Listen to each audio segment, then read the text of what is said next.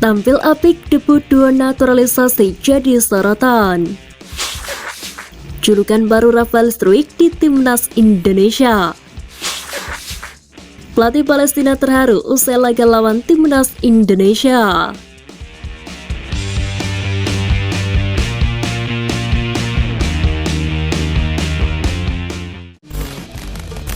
Timnas Indonesia baru saja menjalani laga bertajuk FIFA Matchday dengan menghadapi Palestina pada Rabu malam ini. Pada pertandingan ini, Sintayong memasang skuad terbaiknya menggunakan formasi 4-3-3. Pada pertandingan ini, Sintayong memasang Dimas Drajat dan Rafael Struijk di lini depan Timnas Indonesia. Skuad asuhan Sintayong bermain imbang 0-0 pada laga ini.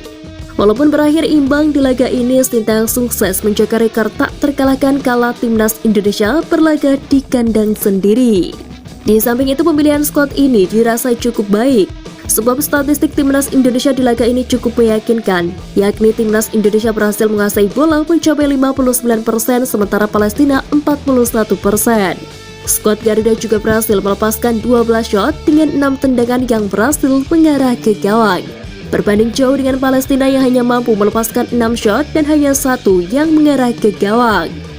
Passing Timnas Indonesia pun cukup apik dengan perolehan akurasi mencapai 80% dengan berhasil melepaskan 470 passing dengan 380 yang berhasil sukses. Dengan hasil ini diharapkan akan menjadi modal penting serta menjadi bahan evaluasi Timnas Indonesia jelang menghadapi Argentina pada 19 Juni nanti. Pada laga Timnas Indonesia versus Palestina ada momen menarik yang disorot supporter. Sebab ada dua pemain melakukan debutnya, yakni Rafael Struijk dan Ivar Jenner. Rafael Struijk menjadi starter pada laga ini.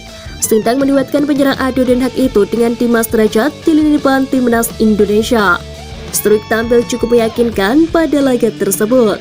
Ada satu peluang emas yang mampu ia ciptakan pada babak pertama. Beberapa kali ia juga mampu melakukan kombinasi dengan Marcelino Ferdinand. Namun sayangnya Rafael Struijk sudah ditarik keluar pada awal babak kedua. Ia pun digantikan dengan Dendi Sulistiawan. Sementara Ivar Jenner melakukan debutnya di menit ke-70 usai menggantikan Ricky Kambuaya. Pemain yang memperkuat FC Utrecht itu tak banyak berkontribusi, meski ia sempat menunjukkan potensi kerjasama yang baik dengan Mark Klok. Timnas Malaysia dijadwalkan menghadapi Kepulauan Solomon pada hari ini pukul 20 waktu Indonesia Barat di Stadion Sultan Misan Zainal Abidin, Malaysia. Namun ada kabar yang kurang enak jelang laga tersebut.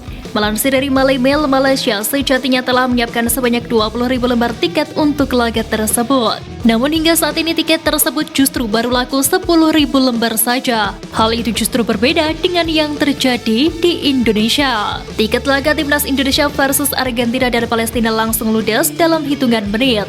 Padahal sebanyak 60.000 dan 40.000 tiket disediakan oleh PSSI. Hal ini menunjukkan antusiasme supporter Indonesia lebih baik daripada supporter Malaysia.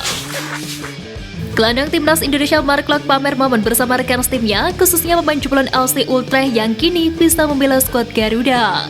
Melalui akun Instagramnya, Klok mengunggah postingan bersama simpati nama Stefano Lillipali dan Ivar Jenner. Tak ayal postingan tersebut kemudian mendapatkan banjir reaksi dari netizen. Bahkan FC Utrecht juga ikut menyoroti.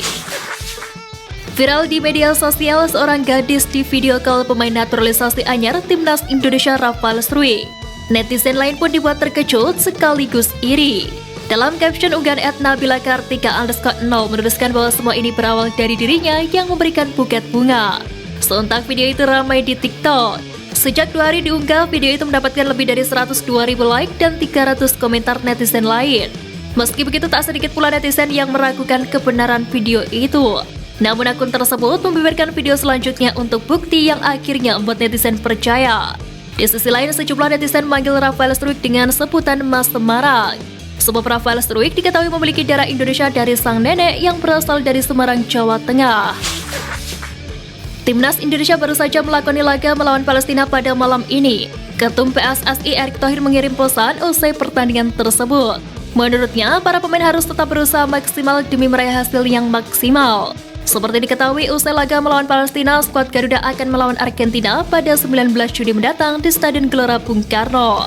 Karena ini adalah pertandingan yang termasuk dalam FIFA Matchday, maka hasil pertandingan akan masuk dalam perhitungan poin dalam ranking FIFA. Oleh karena itu, skuad Garuda bisa meraih poin tinggi andai memenangkan laga melawan Argentina. Saat ini kabar tidak dimainkannya Lionel Messi melawan timnas Indonesia sedang hangat diperbincangkan. Memang sebelumnya ada kabar bahwa sang mega bintang tersebut tak ikut rombongan untuk menghadapi timnas Indonesia pada 19 Juni mendatang. Lionel Scaloni pun dikabarkan akan mainkan skuad pelapis kala tim Tenggo berhadapan dengan timnas Indonesia. Walau demikian, melalui akun Instagram resminya, AFA tetap mencantumkan foto Lionel Messi dalam poster pertandingan menghadapi timnas Indonesia. Selain La Pulga, ada juga foto Emiliano Martinez serta Angel Di Maria. Sontak postingan itu langsung menyedot perhatian netizen tanah air. Mereka berharap Messi tetap jadi ke Indonesia dan bermain melawan skuad Garuda. Seperti diketahui, timnas Indonesia baru saja menjamu timnas Palestina dalam laga bertajuk FIFA Matchday pada hari Rabu malam ini di Stadion Gelora Bung Tomo, Surabaya. Pada laga ini pun setidaknya ada 40.000 pasang mata untuk mendukung timnas secara langsung di stadion. Perlu diketahui sebelumnya memang penjualan tiket tersebut akan didonasikan kepada pihak Palestina sebesar 10%. Menanggapi hal tersebut, Makram Dabo menyampaikan banyak terima kasih dan menegaskan bahwa Indonesia sudah dianggap seperti saudara oleh warga Palestina.